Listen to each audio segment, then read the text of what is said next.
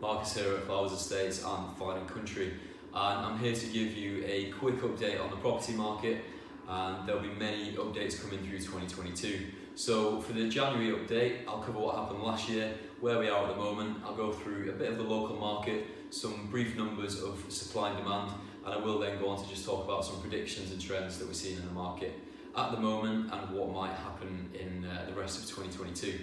So to start, what happened in the market last year? Halifax reported an overall increase of about 10% in house prices.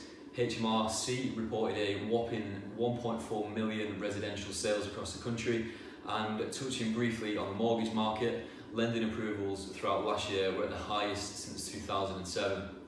There was also the trend last year of more people moving out of cities to houses with gardens, more space to work from home because of COVID, and we expect that trend to continue throughout this year as well.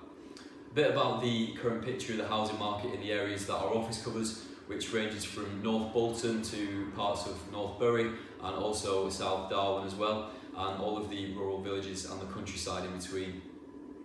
You can see the main areas our office covers on the screen, and we do have associates covering other areas across the northwest too, so that's not exclusive. But for the region you can see on the screen, the total market size is currently 1,262 properties, which includes properties that are both sold and not sold. 65% of the whole market there you see are sold, which means it is a strong seller's market overall at the moment.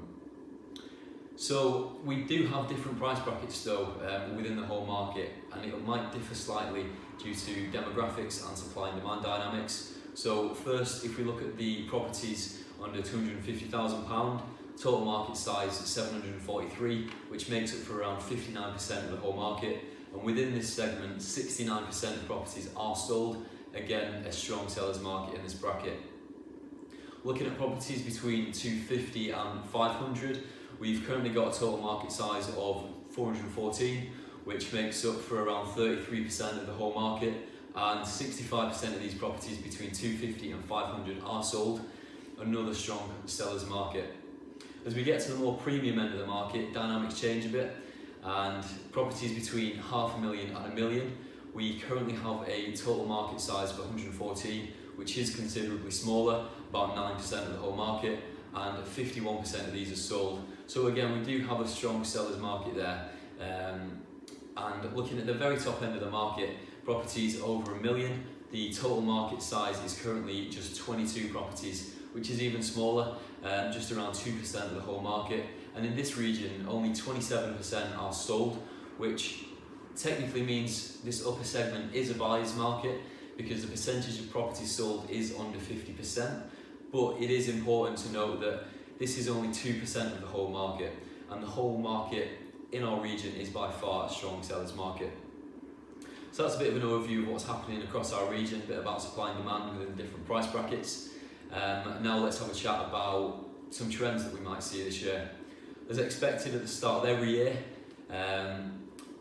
there's quite a lot of new valuations being booked, new stock coming to market, and we are seeing that in our office firsthand. Lots of valuations coming in, and hopefully more stock coming to market soon. So another trend we're seeing is actually quite a low supply in comparison to demand. There is a large pent-up demand of people that are keen to move, they do want to sell, but they can't see a house that they want to move to. We speak to a lot of people who say this, and it is a bit of a catch-22, but if everyone puts their best foot forward and gets the house on the market, it should help everyone in the bigger picture. And we will see this issue resolve somewhat in the coming weeks and months as the year progresses, when new stock comes to market with the typical annual cycles. But I know a lot of people do worry about putting a house on the market, without having found somewhere that they really want to move to, which is completely understandable, but there are ways around it. So if you are concerned about that, then do get in touch and we can help you get through that and have a chat about the way around it. Another point worth mentioning is that it's important to get your buying criteria registered with a good quality agent. I talk with a lot of people who say by the time we get to booking a viewing, the property's already gone under offer, and that is true. Houses are selling quickly at the moment, so make sure you get your details registered with us so we can keep you informed of any new listings that might be fitting your criteria, and then you'll be one of the first to know. Another factor to bear in mind in the market is obviously still COVID, some people might be concerned about coming to market because of this, but in comparison to early 2021, we were all in a full lockdown back then, and we're in a much better place now. So hopefully as the months pass by, COVID will become less and less of an issue.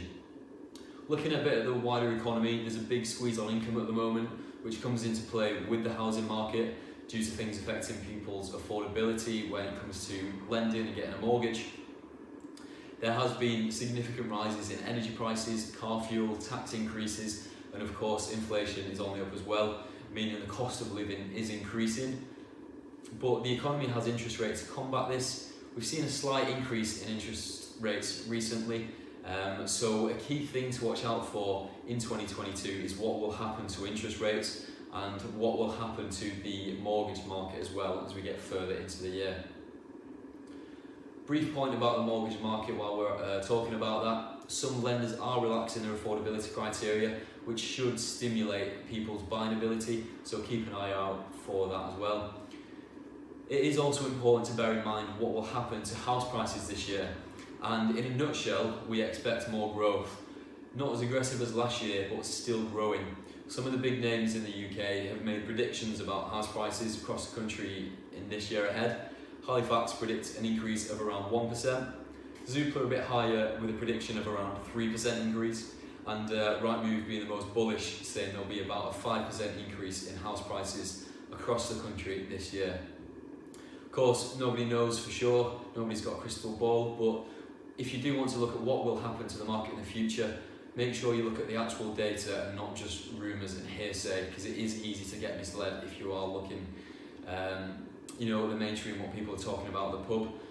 Another common trend among the big names in the property market is that, well, none of them are saying that house prices will go backwards and decrease in 2022, which is likely due to the shortage of supply and such a large pent-up demand. Spring's around the corner too, which is historically the best time of year to sell, as many of you will already know. So if you're selling spring, you can typically be in your new house for the summer and then be settled in when Christmas comes around again. So if you are on the fence about moving house, maybe you've been considering it, just give us a call. We're here to help, there's no obligations, and we can get you a free consultation and market appraisal booked in with Warren, our director, and we can answer any questions you might have about your property and about the market as a whole as well. So we can also let you know about potential buyers we've got on our database. We do have quite a big database now of people looking for property, active searching in the area. So give us a call and we can let you know about that. And one last point regarding COVID, everyone in our office is vaccinated and we're ready for business in 2022. So for any inquiries, our contact details are below and on the next page. Give us a follow on social media if you aren't already, and we look forward to hearing from you.